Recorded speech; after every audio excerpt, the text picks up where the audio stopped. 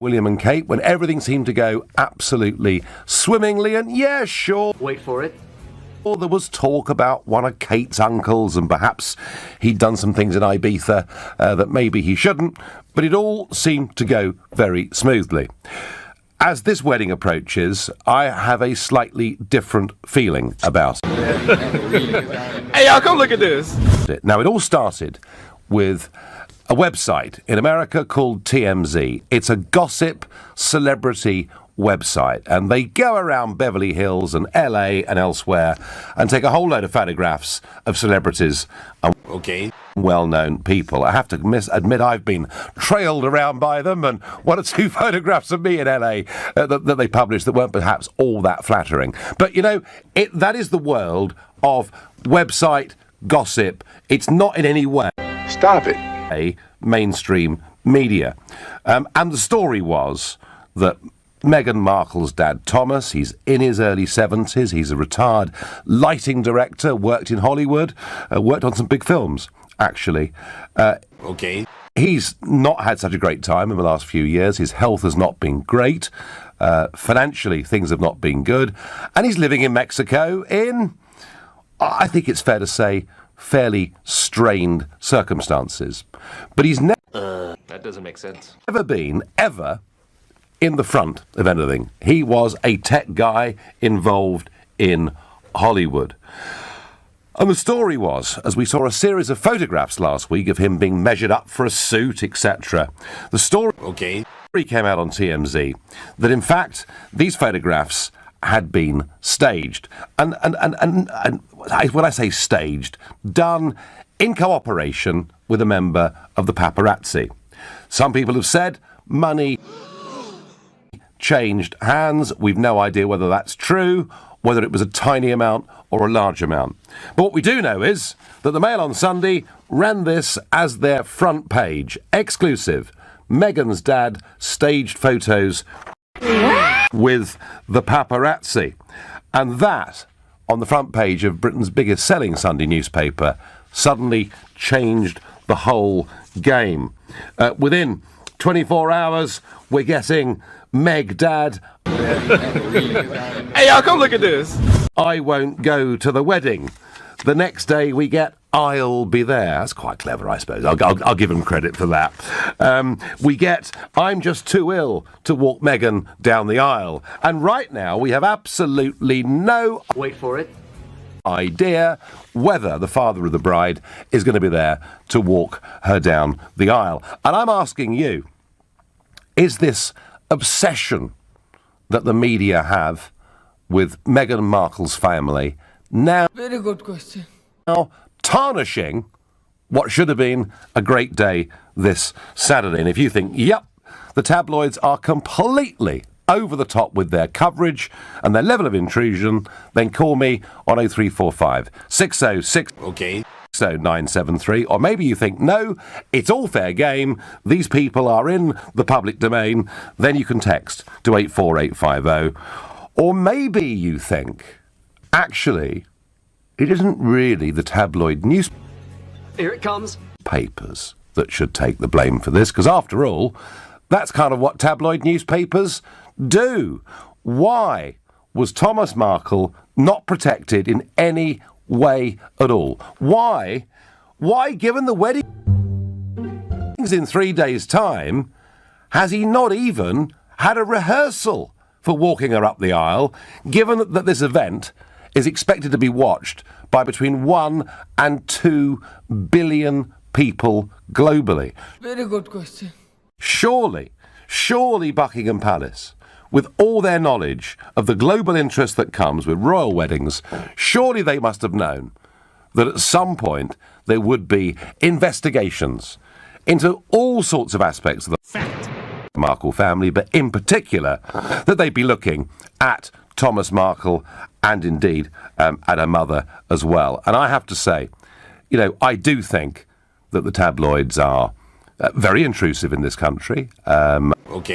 And often use tactics of surveillance and intrusion that sail pretty close to the wind as far as the law is concerned. And, you know, I've not always been happy with some of the things that they've written or some of the methods Stop it. by which they've gone about getting those stories. But isn't this really a complete and total mess up by Buckingham Palace? This guy should have been protected. You know, we've seen in the past Okay, I'm listening. You have my attention. all sorts of problems caused for the royal family by the media. Surely it was obvious this guy should have been protected. Now, what I'm told is that there were some press officers from the palace who were out with him up until 10 days ago, and then You serious? and they've left him. Surely he should have been here in London. Surely, he should have been looked after. And frankly, he's been thrown to the media wolves. He's been portrayed as a money grabber. And we don't yet know whether he's coming to the wedding or not. And I would have thought, for Meghan Markle, this is all pretty distressing stuff. I have to say, I don't think he is a money grabber. Why do I say that? Well, for the last year, we've known this wedding was going to be taking place. He could at any point in the last year, if he's a money grabber, and given that he is a bit financially down on his luck, he could at any point in the last year have gone to one Okay, I'm listening. You have my attention. of the big global media organisations and told his story, the story of the family, the story of Meghan growing up as a girl. He could have done that at any point over the course of the last year, and by doing that, he could have made himself an awful lot of money. And I feel pretty sorry, actually, for the Markle family right at this moment in time, and I feel pretty sorry for Harry and Meghan. It is completely Wait for it. unfair that this guy has been left by the palace to the media wolves. That's what I think, and I think it is tarnishing the big day. What does Steve in the Forest of Dean think? Well, and Steve pretty much agrees with you as usual, Nigel. They've left What? that poor bloke Yep. completely unarmed, at the complete mercy of this ludicrous media that we have roaming around us. It's just insane. Yeah. I need someone to help me understand why the prince hasn't even met him at any point. What is going on? Well, I mean, Steve, we've had a lot of stories about the health of Thomas Markle. Now, what we are now being told is that he is having some form of operation today, Steve. You serious? Whether that's a stent or whether it's open heart surgery, we don't know. Presumably, if it is open heart surgery, there's no chance of him coming. If it's a stent, then he probably could hop on an aeroplane and get here. Wait for it. But would he even want to come now, Steve, if he thinks he might be a distraction? Of course he wouldn't. At the end of the day, he's been left now with absolutely no choice. He can't turn up. He's taken all the thunder of the whole day away already. He is now the media attention, the centre of everything, rather than where it should be, where they were. It's just insane. It's like a deranged press obsession, as we get so often in this country. Yeah. Do you think we're worse at this than other countries around the world? Very good question. I think we've got to be up there with some of the worst, haven't we? I think so. I think so. It's just incredible. As I say, Steve, I'm drawing a distinction between a celebrity website called TMZ and mainstream media, putting this stuff, as with the Mail on Sunday, all over the front pages. Now, they may well argue that this is a matter of public interest, but this guy's not a public figure, is he? Not remotely. No, I mean, he's been forced into that sort of limelight by the fact his daughter's married. You serious? Who she is. Yeah. But if there was ever any real intention of him being here, would... Yeah, I just don't. I haven't from day one been into the fact of, talking about private things that went on in the royal family when they were a part of it. And the thing is, it's just their point of view. We haven't had the other point of view. And it's like, don't bring it to the public. Nobody wants to know about it. Every family has problems. Keep it to yourself. Yeah. Keep it to yourself. Yeah. And I just think that from day one, they've handled it very badly. And you know what? They wanted their freedom. They have it. But they want more than just their freedom. They want to be two very important people politically. Yeah, but they want the royal. Okay. Take it easy. But I think if they keep poking their nose into American and political affairs and the Constitution and so on, it's not going to end well. I can tell them that. I want to talk to you also about It's Dave. like I was just going to say, he's only been here 2 minutes and he wants to run the country. It's like, hold on.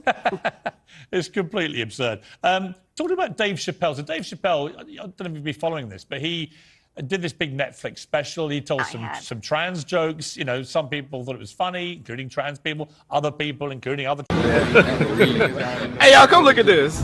trans people, hated it, wanted him cancelled. Netflix stood by him. But he was due to play in a gig in Minneapolis yesterday, and they cancelled it, the organisers, at the last minute, and issued this ridiculous, pompous statement about how, you know, they hadn't been aware that it wouldn't be a safe space for employees and so on. What do you make of it? It comes at a time when John Cleese actually has come out with an interesting comment about the threat to comedy at the moment from this cancel culture. Here's what John Cleese had to say. A lot of comedians now are sitting there, and when they think of something, they start thinking, could I get away with that? I don't think so. So-and-so got into trouble when he said that, or she said that. You see what I mean? And that's the death of creativity. And I think he's... Look, I'm not a big fan of John Cleese, to be honest, these days. He's a bit of a miserable old bore, and he can't stand me, but that's neither here nor there. Oh, I love him. Wait for it. Love him. Well, we'll agree to disagree about him. I'll probably get on fine with him, actually. If you're watching, John, come and do an interview. But here's the statement that really made me puke. The Dave Chappelle show tonight at First Avenue has been cancelled. To staff, artists, and our community, we hear you. We are sorry. We know we must hold ourselves to the highest standards. We let you down. We're not just a blank box with people in it. We understand First Avenue is not just a room, but meaningful beyond our walls. The team and you have worked hard to make our venues the safest spaces in the country. Stop it. And we'll continue with that mission. We believe in diverse voices and the freedom of artistic expression, but in honouring that, we lost sight of the impacts it would have. I mean, what a load of old guff. Right? What they really mean is, it's just, we are going to decide what you're allowed to find funny. That's it. It's ridiculous. It's, again, a case of freedom of speech. This man is a brilliant writer, a brilliant comic, and when you watch him, he just doesn't tell silly jokes one after the other to try and offend. It always goes along with the story, and there's always the beginning, middle, and end, and it always comes around to, well, what do you think about it? This is what I think, and he Wait for it. does it superbly. The point is, funny. he's not Listen, transphobic. If we can't, he's not transphobic, No, but he thinks you of should be able course to he's tell. not. You should be able to tell jokes about trans people, like we tell jokes about everybody. And actually, they're funny as of jokes. course. Here it comes. And the thing is, if there are many trans people that he offends, it's very, very simple. Don't watch. Yes. Turn it off. Go and watch something else. Fact. But there are also millions of people that love him, that do want to watch him. I'm one of them. I think he's a genius. Oh, no question. But the thing is, it's like, it's simple. Why do people make such a big deal about, you know what he does, you know what he's famous for, don't watch it. Simple. I think if we can't tell inappropriate jokes anymore, you and I are going to have to go and live on a desert island somewhere with Ozzy. Oh, God, we might as well live in bloody Russia. I mean, if you can't laugh, right?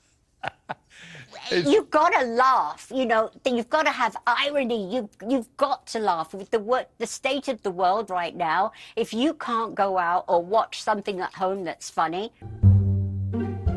what are we going to do? Do you know what I read the other day? Was that there's lots of WhatsApp groups now that everybody's on, where inappropriate jokes are told because it's in secret. And I thought, how incredible, what a damning indictment of our society. In a way, it is a bit like Russia or North Korea. Okay. Or China, where people feel they have to go underground to crack a joke in case somebody's upset and you end up losing your job or your livelihood. Exactly. I mean, all the time people send me things and I'm like, where the Wait for it. hell did you find that? You know, and some of them are funny, some of them aren't, but it's like, who the hell is making all this stuff? But some of it is very funny. Sharon, fantastic. And, you know, it's humour. Of course it's humour. Go on. Sharon, great to talk to you. Send Ozzy my best. Tell him I'm sorry he bottled it, but as soon as he grows a pair, get on this show and be uncensored for me. He owes me one, all right? He owes you big time, and I'm going to tell him he's got to Okay, I'm listening. You have my attention. come on and do a river dance for you. Yes, he has. I look forward to seeing him very soon. Sharon, great to talk to you. I'm All so right. glad the old man's back Love on you, his feet. Piers. I know how worried you've been as a family. He is indomitable. He's indestructible. And Oh my God! unfortunately, He is. he's not on He the is. show. But we will see him soon. Sharon, great to see you. All right. All the best. Loves you.